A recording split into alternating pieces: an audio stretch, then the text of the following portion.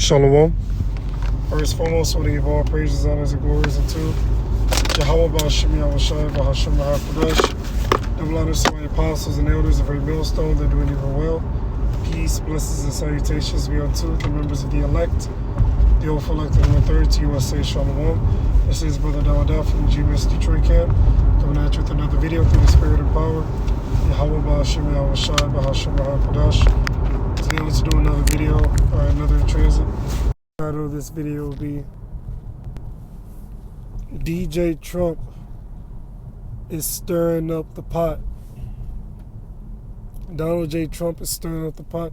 Or it'll be entitled, Trump is off his hinges.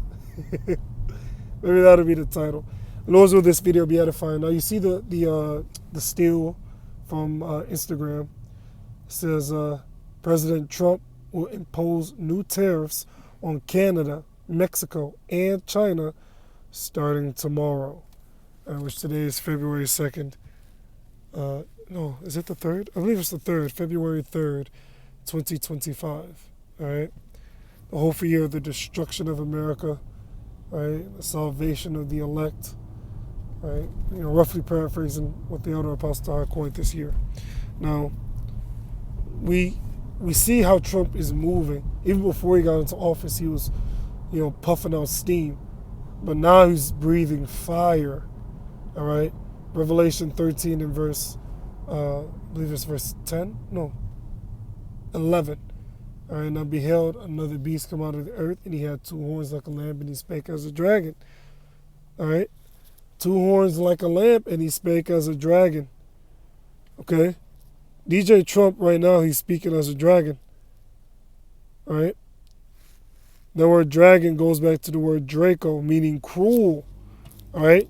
Draco was an Athenian lawgiver, and he had the most harsh of punishments for trivial crimes. So an example, let's say, for instance, someone wants to go to, let's say, their local Costco's. When they go to Costco's, they oh, well, I'm broke, but I'm gonna snag these these apples or these bananas. I'm gonna put it in my pocket. Okay, the guy ends up doing that. Boom, he gets caught, and the punishment is, well, you know what? Behead him. It's like, what? That's a very harsh punishment for such a small crime. That's how it was back then. All right, when he imposed that draconian legislation. See, this DJ Trump, he's coming in the same manner. Two horns like a lamb, because people think, well, the Democrats, they're trying to help us. Others think, oh, well, the Republicans, they're trying to help us. It doesn't matter. If Kamala were in office, she'd be doing the exact same thing that the international bankers want her to do. They all have a script. They ain't winging it. They ain't going off and doing what the hell they want to do. No, they all have a script. They get told what to do. Well, no, see, Trump thinks this way. No, he gets told how to think. All right? He gets told what to say. He ain't able to express his thoughts and impose his will and rule this country. Hell no. The elites, they're not having that. They want total control. So no, they have these different leaders, right, by the strings. They're the puppeteers, and these individuals are being pulled by the international bankers. Revelation 13:11, once again, I beheld another beast. That beast is America, coming up out of the earth, and he had two horns like a lamb. All right, and he spake as a dragon. So you see a lamb, you think the lamb's trying to help you. It's trying to, it's harmless. It could do no evil. It could do no wrong. But it says, what? And he spake as a dragon. So there you go. All right? That's how he's moving right now. He's speaking cruelly. All right? Yeah, let's just get ICE out here to get these different jakes deported. That's the time period that we're in. All right? The time period of persecution, the time period of things getting much rougher. Now, him putting these tariffs upon these goods, if those individuals that sell these goods say, you know what? No, see, I'm not down with that. I'm not exporting out to America. Remember, America is the number one consumer nation. Revelation, the 18th chapter tells us this. All right? America is the number one consumer nation. All right? So if these nations, if they, pull back their goods, like the elder apostle Ramlav said, It's going to get bad. That means that there's going to be a shortage. What happens when there's a shortage? There's a scarcity of things. There's a low amount of things. And when things are in low amount, guess what? Now it's become precious. You see? Now it's of high value. Now it's precious. All right? Now it's valuable. All right? Things that are precious and valuable, they're not found in abundance. Gold is a precious metal. You ain't going to find that as soon as you open up your door. All right? And look on your front lawn. No. All right? Gold, silver, rubies, sapphires, emeralds, these are precious stones. And guess what? You don't find them that often. It's rare. Okay? Likewise is it with, I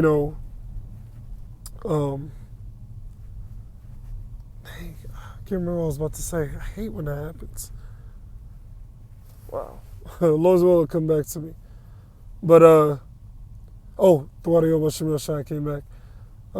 Once these things are precious and lacking, guess what? People are going to do anything in order to get it. There's a series called Homestead. It has a movie, but it's also a series. Now in the movie, you see it in theaters. Well, guess what? There was pretty much all hell had broken loose. And people, they ran up to the stores. And guess what? People were fighting over goods. You walk into there's a scene when he walked into the store and it was pretty much, swept clean. Another great example is in World War Z. Everything was swept clean. Okay? This is the time period that we're living in. Imagine going to your store. A lot of these goods are made overseas. You piss these nations off overseas, and guess what? They could be like, well, you know what? We ain't selling our stuff over there. Okay, yeah, see y'all go 3 weeks without these certain things that we make for you. What happens then? People will rebel. Oh, this is the last box of tissues. Now there's an uproar. Second Ezra is 15. Second Ezra is 16. Okay? So I've reached my destination. Let's grab a couple scripts. I'm not going to make this too long, then that'll be the lesson. This is the book of Second Ezra, chapter 9, and verse 1. And he said unto me, he answered me then and said, measure thou the time diligently in itself. How do we measure the time? By way of the prophecies. That's how we know the time period that we're living in. And we're living within the time of the end. Why? Because the end time prophecies are unfolding before our very eyes. Elon Musk partnering up with Trump, that's not a coincidence. Elon Musk, he's heavy behind this whole Neuralink thing. All right? Within a lot of these different movies, they keep showing you something going on with these damn Teslas, these electric vehicles. All right? But guess what? In as much as over the last maybe 1 year, 2 years, there's been a lot of movies showing these Teslas, all right?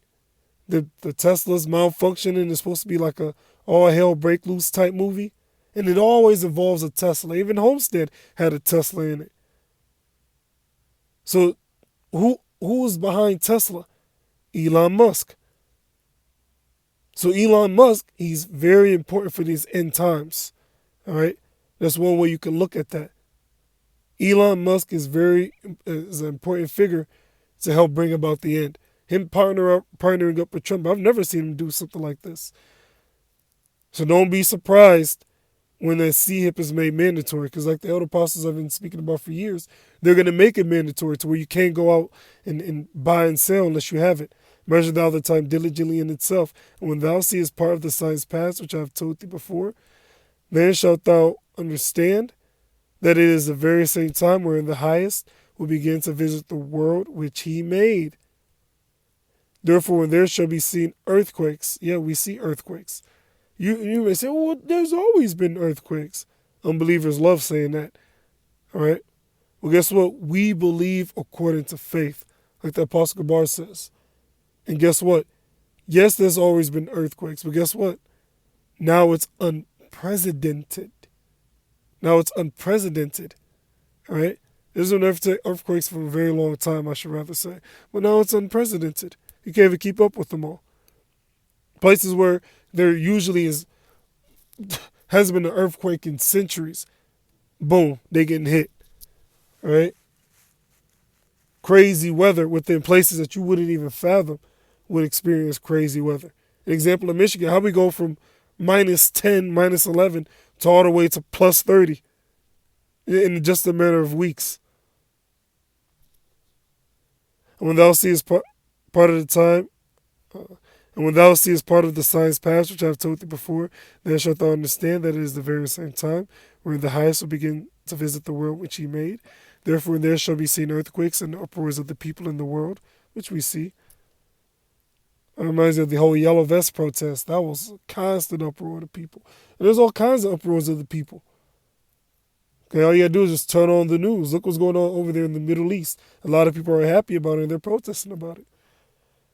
Therefore, when there shall be seen earthquakes and uproars of the people in the world, then shalt thou well understand that the Most High spake of those things from the days that were before thee, even from the beginning. Okay? So we're at the time of the end. For like as all that is made in the world hath the beginning. Yeah, that's true. And an end, and the end is made, it's like, and the end is manifest. Even so, the times also of the highest have plain beginnings and wonder and powerful works and endings and effects and signs. So we're at the end of this thing.